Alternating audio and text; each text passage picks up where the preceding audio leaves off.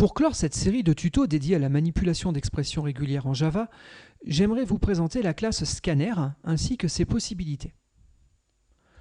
Comme à chaque fois, j'ai préparé quelques petits exemples de code que nous allons maintenant analyser. Donc, premier point, cette classe Scanner fait partie du package java.util. Il est donc important d'avoir cette ligne d'import. Je vous rappelle, il n'est pas nécessaire de forcément la taper. Regardez, quand vous allez écrire ce code-là, vous tapez SCAN, CTRL espace, là il reconnaît les classes disponibles, il vous dit c'est de la classe Scanner dont vous voulez parler, et là je fais Entrée. Ça permet de rajouter les imports de manière complètement automatique. N'oubliez pas cette technique. Deuxième point aussi, un scanner, regardez là je vais taper scanner, expose des méthodes, et notamment la méthode close, qui permet de fermer cet outil. En Java, les classes qui doivent être fermées peuvent être utilisées en règle générale dans une construction try qui va prendre la ressource à fermer entre parenthèses. Du coup, cette ressource, ce scanner, sera visible de mon bloc d'instructions et sera automatiquement libérée à la fin du try. C'est ce qu'on appelle un try with resources, et la ressource, c'est le scanner. Le scanner sera automatiquement libéré. Pour ceux qui ont déjà quelques notions d'héritage et d'implémentation d'interface, sachez que cette classe scanner implémente une interface qui s'appelle auto-closable, et c'est elle qui impose, qui garantit qu'on ait le close. Bon, on reviendra sur ça pour les autres un petit peu plus tard. Pour le moment, ce qu'on va voir, c'est que donc ce scanner, je l'ai bâti sur qui? Je l'ai bâti sur le flux system.in. Je pourrais mettre mon scanner sur un fichier pour lire le contenu de mon fichier ou sur le résultat de l'exécution d'un processus autre que je pourrais lancer. On va tester ce dernier cas dans quelques minutes. À partir de là, ce que je fais ici, c'est que je commence par demander donc, à saisir un login. Et puis vous notez, je fais un scanner.nextLine. C'est vrai que dans les tutos précédents, je vous avais déjà fait faire des saisies à partir de la console, sauf qu'on était passé par une autre classe qui était un BufferedReader. Alors, je n'avais pas présenté le scanner parce que justement, il nous manquait des informations sur cette notion d'expression régulière. Bon, il faut quand même noter que dans l'exemple que je suis en train de vous proposer ici, il n'y a aucune apparition d'une quelconque expression régulière. Donc c'est vrai que vous pouvez aussi utiliser scanner simplement pour faire des lectures à partir du clavier. Pourquoi pas? Donc ici, je fais un nextLine et donc ça me récupère mon login. Je demande à saisir un mot de passe, je fais un nextLine, ça me récupère mon password. À partir de là, je fais un test tout simple, mais si mon login est equal senior case à bond, donc si j'ai tapé bond d'une manière ou d'une autre, et si mon password c'est très exactement 007, dans ce cas-là, je suis connecté, sinon je suis rejeté.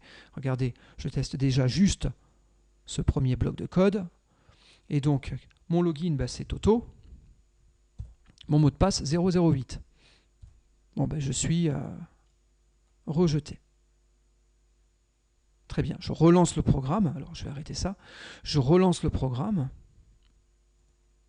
Cette fois-ci, je suis bond avec un B majuscule, 007. Et donc, parfait, je suis connecté. Combien d'agents ai-je déjà tué? J'en ai tué 100. Pourquoi pas? Je ne suis pas supérieur, donc... je ne suis pas un grand espion. Bon, notez néanmoins que grâce à ce scanner, je peux lire autre chose que des chaînes de caractères. Avec la classe précédente, BufferedReader, on s'était contenté à chaque fois de faire des readlines. Du coup, ça nous renvoyait une string. À chaque fois, il fallait que je fasse des integer.parseInt. Là, l'avantage, c'est que j'ai des méthodes typées. D'accord, ça me renvoie directement des données sur le bon type. Regardez, je n'ai pas que cette méthode, j'en ai plein d'autres, readShort, readByte, readDouble, et ainsi de suite. Donc, on a un certain nombre de méthodes qui nous sont proposées. C'est pas des read, excusez-moi, des next, autant pour moi. Donc très bien. Déjà, ce qu'on peut noter, c'est qu'on peut utiliser un scanner en lieu et place d'un BufferedReader et qu'on a un certain nombre de méthodes qui nous permettent facilement de récupérer des données typées. C'était déjà un premier constat. Ça, c'est une utilisation vraiment très simpliste de cette classe scanner. Mais pour autant, ça marche très bien.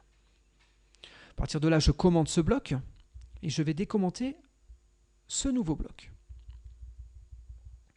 Là, c'est un petit peu plus subtil.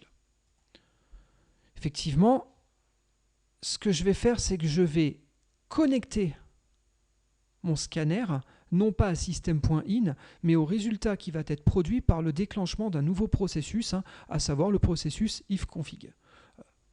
Je ne sais pas si tout le monde connaît cette commande, hein, mais normalement, elle permet de récupérer des informations sur vos interfaces réseau. Hein. Le IF, c'est interface. Donc je veux la configuration de mes interfaces réseau. Bon, ben, je retrouve mes interfaces réseau avec un certain nombre d'informations complémentaires. Très bien. Donc je vais chercher à lancer ce process. C'est ce qui est fait ici. Une fois le start invoqué, le processus a été lancé. Ce processus va produire des résultats. Ben moi, je vais connecter mon process Java à ce processus-là pour lire ce que lui génère. Donc je récupère bien un input stream sur ce qu'il est en train de lui produire.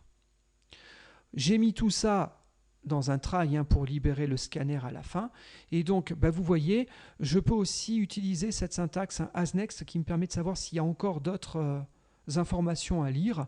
Et donc, tant qu'il y a des informations à lire, ben, je vais faire des next line. Si ma ligne a une longueur qui est supérieure à 0, hein, et si mon caractère, ce n'est pas un blanc, ben, j'affiche cette ligne. En gros, ce que je cherche à faire, c'est à filtrer ces lignes-là. Je ne veux afficher que celle qui commence directement par un caractère différent de blanc. Très bien. Bon, ben regardez, ça devrait marcher de manière identique. Donc là, les nouveautés, elles sont où? Ben, il n'y a pas grand-chose réellement en termes de nouveautés. Hein. J'ai réutilisé à peu près la même chose que tout à l'heure. Je fais des next line, sauf que je me permets de regarder ici s'il y a encore des choses à lire. Bon, pourquoi pas? Très bien. Petit exemple complémentaire. Allez, on continue.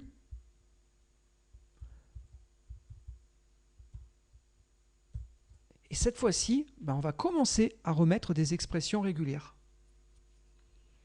L'idée, c'est quoi? C'est j'ai connecté mon scanner sur system.in. Pourquoi pas? Et à partir de là, je vais demander de saisir 3 informations. Une adresse IP, format V4, IPv4, un double et un email.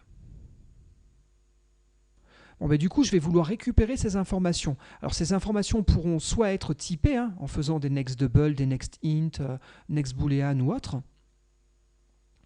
Mais je pourrais aussi utiliser des simples chaînes de caractères, extraire des chaînes de caractères, mais des chaînes qui respectent un format bien précis.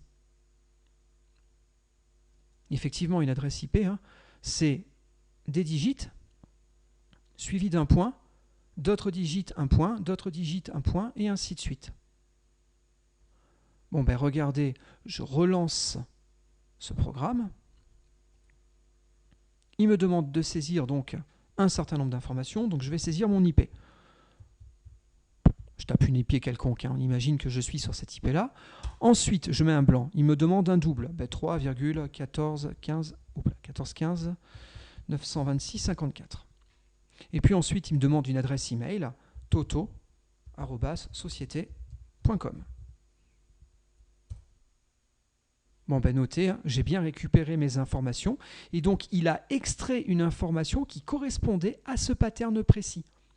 Et donc du coup, je vais pouvoir faire des extractions de données vraiment correctement typées. Regardez, et correctement structurées. Regardez, je relance mon programme et je tape autre chose qu'une adresse IP. Là, je tape bond@mi6.uk. J'ai tapé une email. Une email, ça ne correspond pas à ma première lecture. Ma première lecture, moi, ce que je voulais, c'était une adresse IP. Ensuite, je mets n'importe quoi d'autre. Voilà. Bon, du coup, vous voyez, il me répond quoi? Il me répond que j'ai un input mismatch exception. Donc, ma donnée que j'ai saisie ne correspond pas au format attendu. Donc, ça vous permet de faire des lectures. Ce n'est pas juste des next line. Ça me permet de faire une lecture. En plus de ça, en vérifiant que ça répond bien au format que je souhaitais récupérer.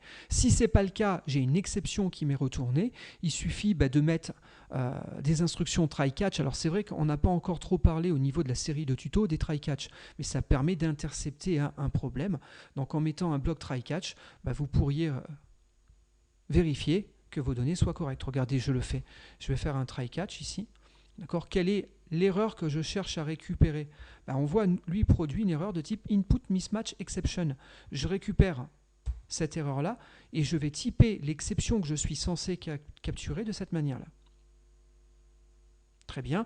Et donc, si j'ai une exception de ce type-là, je vais simplement faire un affichage bad input. Voilà. Et puis, pourquoi pas, je décide de mettre fin à mon programme. system.exit.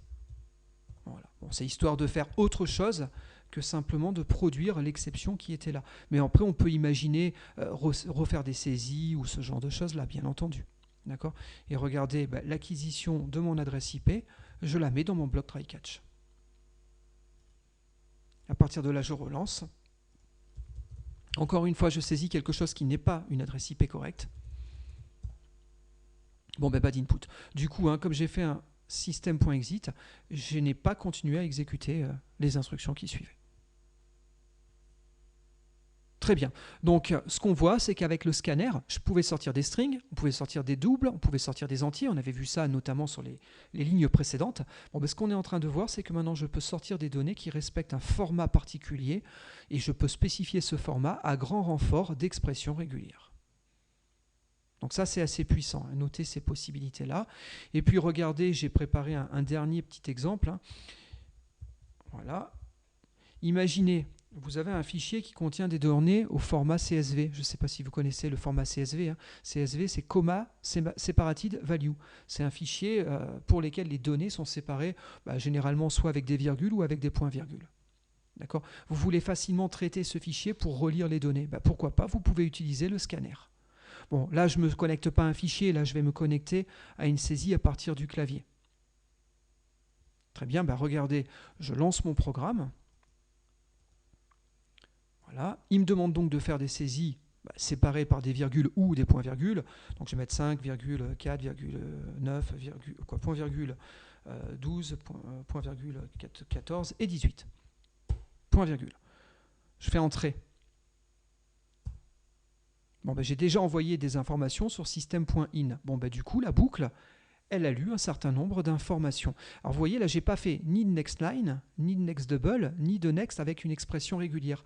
Donc du coup, ce next-là, qu'est-ce qu'il va faire ? Il va utiliser le délimiteur que j'ai précisé ici pour arrêter la lecture. Tout ce qu'il aura lu jusqu'à ce délimiteur-là, ça va donner l'information qui va vous retourner. D'accord ? Ici, mon expression régulière, elle permettait de dire ce que je voulais lire. Ici, l'expression régulière dit ce que je ne veux pas lire, c'est quel est le délimiteur. Et je lis le reste, ce qui est entre ces délimiteurs. Donc du coup, ça change un petit peu la façon de faire. Donc là, du coup, on n'a plus qu'à faire next parce que j'ai précisé mon délimiteur. Du coup, on a affiché les différentes parties. Bon, là, pourquoi on n'a pas exécuté le bye-bye ? Parce que pour le moment, il est toujours connecté sur ma console. Donc si je veux mettre fin au flux, si je fais CTRL-D, ça termine le flux. Du coup, j'ai bye-bye qui m'est retourné. Regardez, je relance le programme. Je tape un certain nombre de valeurs. Très bien. Je fais entrer. La virgule, c'est pour que le 9 soit lu. Voilà. Bon, mes données ont bien été traitées. Vous avez vu le carré rouge ici ? Mon processus est toujours en train de tourner. Je ne suis pas arrivé à la fin du flux system.in, donc le programme attend de lire encore d'autres caractères. D'où l'intérêt de faire le CTRL-D. Voilà, CTRL-D me permet d'envoyer fin de flux à ma console. Bon, et bien voilà qui clôt ces quelques exemples sur l'utilisation de la classe scanner. Et tant qu'on y est, qui clôt la série de tutos dédiés à la manipulation de nos expressions régulières. Et donc du coup, on va se retrouver très prochainement sur un nouveau tuto. Et ce nouveau tuto va nous présenter les bases de la programmation orientée objet en Java. Donc ce n'est pas une mince affaire, vous allez voir, en vérité on va avoir toute une série de tutos qui vont vous initier à cette notion de programmation orientée objet. Très bien. À partir de là, n'oubliez pas, si vous voulez récupérer les exemples que je viens de vous proposer, ils sont sur notre site web, vous allez au niveau de cours.fr, vous cliquez sur la section Java, vous allez ici au niveau de nos tutos, et vous retrouvez ici le workspace. Vous retrouvez aussi, bien entendu, tous les autres tutos que je vous invite à consulter si ce n'est pas déjà fait. N'hésitez pas à me mettre un j'aime au niveau de la vidéo si vous l'avez appréciée. N'hésitez pas non plus à la repartager. Et puis à partir de là, je vous dis à très vite sur le prochain tuto. Et puis je vous remercie de votre attention.